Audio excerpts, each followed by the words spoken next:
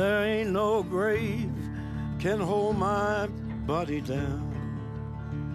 There ain't no grave can hold my body down.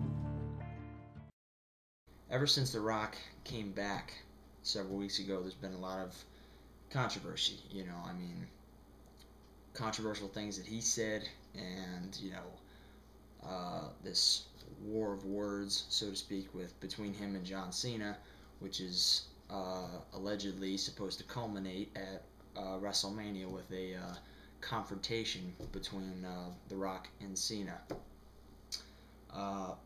When The Rock came back, he cut like about a 20-minute promo. It was an unbelievable promo, and was an absolutely unforgettable 20 minutes of WWE television.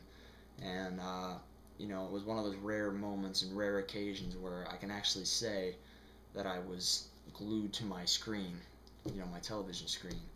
It was one of those moments. And those of you who watched the WWE back, a decade ago, in the Attitude Era, you know what I'm talking about. The Rock cut a promo, and in that promo, he said a few not nice things about John Cena. And it's kind of weird the way WWE's been doing this whole John Cena Rock feud, because it's really, they've seemed to have divided, in essence, divided the fan base. You've got the people who support John Cena. You got the women, you got the children, you got the people who call themselves men who aren't actually men, because, if you're a guy and you're decking yourself out in John Cena gear at a WWE show, odds are there's some issues there. But you've got the Rock fans, which seem to it's been seeming to me, I don't want to be in denial about this. As much as it pains me, it seems like The Rock hasn't been getting as big a reaction as of late as we old school fans would like. You hear some boos for The Rock, and you damn sure hear boos for Cena, because by bringing The Rock back, the WWE essentially waved the flag in front of the old school fans' eyes, saying, "Hey, we've got The Rock for you. Come on back." And then The Rock cuts a promo, gives everyone the impression that he's back, that he's returned to the WWE for at least the foreseeable future. And then he doesn't show up the following week on Raw. Then that following week, he shows up via satellite. A return to form, so to speak, for him, as the past 7 years since The Rock officially left wrestling, he hadn't made a physical live appearance in 7 years. The only appearances that he had made were via satellite, pre-taped promos. So this also caused some more controversy. There were people that were saying that, stop bitching about the fact that The Rock wasn't there in person. You're lucky he's even back at all. He doesn't have to do this. You see, maybe you're forgetting he does have to do this. The Rock, a lot of people are going to say, oh, he doesn't need the money. He may not need the money. Let's face it, The Rock is fucking financially set for life due to the WWE. And, his movie career hasn't exactly, panned out, so that hasn't exactly panned out very well for him. John Cena has used this to his advantage. He's criticized The Rock for not showing up in person, and, he's criticized his ridiculous family films, such as that ungodly Tooth Fairy, among others. So there's a lot of controversy between these two. They've even, this war of words has continued on Twitter. They've been bashing each other verbally on Twitter and whatnot, back and forth, and it's been interesting, because it's one of those things where you kind of feel a little divided, because like a person like me who despises Cena with every ounce of my being, I don't want to agree with Cena on what he's saying, yet you can't help but agree with some of the things that he says. Not all of it, because when you gotta think about it, all John Cena has, he may have he may have it on The Rock that he hasn't shown up in person in 7 years, other than that Raw. And, last week he showed up via satellite. He has that on The Rock. There's nothing that The Rock can say to defend himself when it comes to that, because as far as that goes, Cena's right. Just show up. I know there's a lot of people that are saying, shut the fuck up, who cares if he's there in person if you're not there.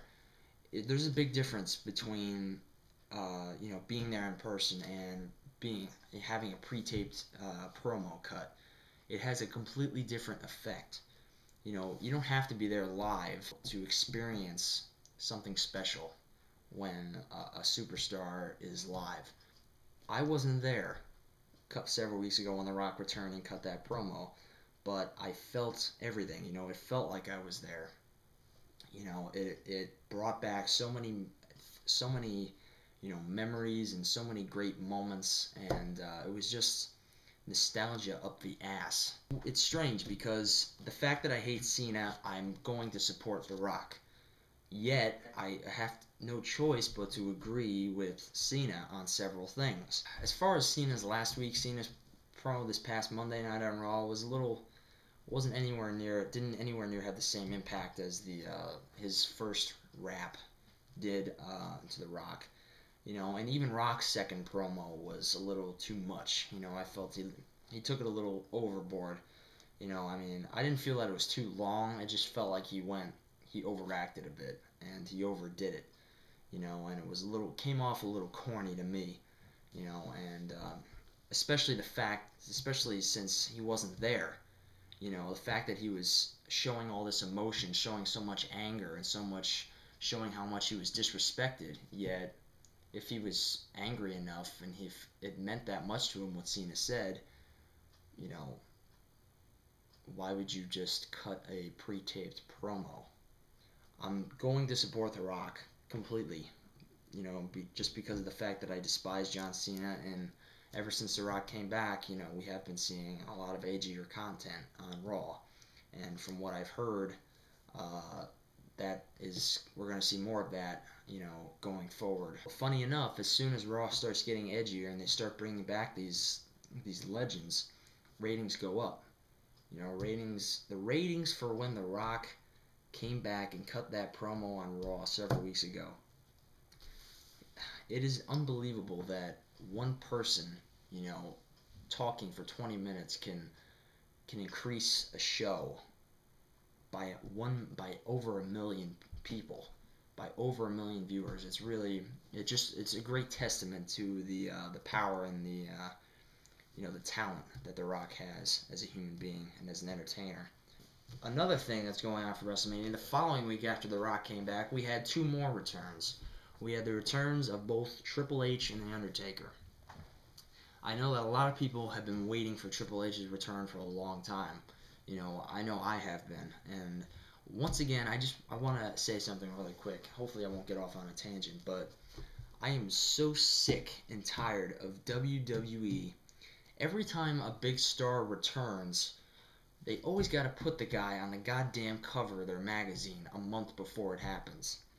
They did it with Jericho, which pissed me off. Most people knew that he was coming back anyway, because of internet bullshit, but why would you blow the surprise like that? And then, what really pisses me off about that is that they have the guy on the goddamn cover advertising their return, and then when they actually do return, they act like it's a surprise, like no one expected it. The magazine comes to your door in the mail before it hits newsstands. So people that were subscribed to the magazine, like me, we got the magazine several weeks before it came out. It wasn't even on newsstands yet. It wasn't even being advertised. So why would WWE blow a huge surprise, like Chris Jericho, and then now they're doing it again with Triple H. They did it again. They had him on the cover of the magazine saying that he returns. Why would you blow a surprise like that? Because then people are going to expect it. It just doesn't make any sense. It's just yet another addition to the ungodliness of the WWE creative team, and it just boggles my mind. The amount of stupidity is it's just too much to take sometimes. So we know now that The Undertaker will face Triple H at WrestleMania. Up to this point, we haven't really seen much between these guys. Not much has happened. I mean, the first week when they both returned, they didn't say anything to each other. They just stared at each other, and then they both looked up at the WrestleMania logo, and then Triple H did the crotch chop. Taker did the cutthroat thing, and that was it.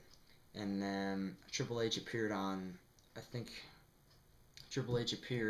the following week on Raw and cut a promo talking about Taker and whatnot, and that was that whole shit about him burying the rest of the roster. When Triple H said that nothing else would matter, I think people jumped the gun when they assumed that he meant that none of the other matches on the card would matter. I took it as when he said that nothing else would matter to them. Nothing else would be important. It would just be the two of them in the ring, and that would be it. I mean, I think people jumped the gun when they said, "Oh, Triple H buried the rest of the roster." I mean, Triple H gets so much heat on him, and it's completely undeserved. It was announced last week on Raw that this match would now be no holds barred. But I think it's a perfect decision because they have freedom. They don't have any handcuffs. You don't have to worry about countouts. You don't have to worry because when it's no holds barred, you pretty much guarantee that anything could happen. And that's going to make people more likely to buy the pay-per-view. I know it makes me, this is one of my dream matches. I've been dying for this match for years, and I couldn't be any happier that this match is happening. I think it's going to be absolutely incredible. I think it's going to be, it could be just as awesome as their WrestleMania 17 match, and I can't wait to see them go at it again. So we have that. We have The Rock and Cena for WrestleMania. We have Triple H and Undertaker for WrestleMania. And then we have the other thing. We have Michael Cole and Jerry Lawler. I think it's pretty obvious that Michael Cole's going to lose this match. Now we just found out this past week on Raw that Stone Cold Steve Austin will be the special guest referee. Another thing that I was pissed off about Raw this past week was the fact that Austin said about 2 sentences, which I think was really ridiculous. I know a lot of people thought this same thing, that they felt Austin was cheated. Because, I mean, you have one of the best promo guys in the history of the business, and you don't have him cut a promo. It's not like Austin's there every day. He's not there every week. He makes an appearance maybe once or twice a year. So if you're gonna have the guy on there, use him to your advantage. That one segment was the highest rated segment on Raw last week. I thought it was a pretty good storyline, right up until after Cole, mentioned Jerry Lawler's mother. I thought that was brilliant on their part. But ever since then, Michael Cole has just been way too cheesy. His acting has just been ridiculous, especially this past Monday night on Raw. I was feeling embarrassed that I was watching it. It was ridiculous. The way Michael Cole was acting was just way too over the top. There was a time when I thought this was actually going to be a good match, but now I think it's just going to be, just a comedy type thing, a comedy time filler. I wish they could have found something, a little better for him to do at WrestleMania rather than ref this match, which pretty much doesn't have as much meaning to it as it did several weeks ago. So I don't know. Maybe they'll build it up better in the coming weeks, but. As far as WrestleMania goes so far, that's pretty much the basis.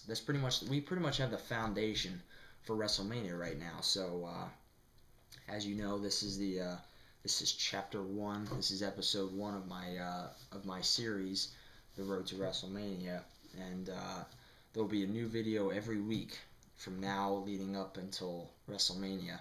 From starting this week, obviously, and next week there'll be a new video, the week after, and then leading up until WrestleMania. There'll be a new video every week, a new episode, and in each new episode I'll update everything. I'll update all the major feuds, and tell you exactly what happened on Raw, what happened on SmackDown, and update the feuds and just update the card as new matches get announced and whatnot. And that's pretty much all I got for you right now. So I guess I will see you guys next week with a new video.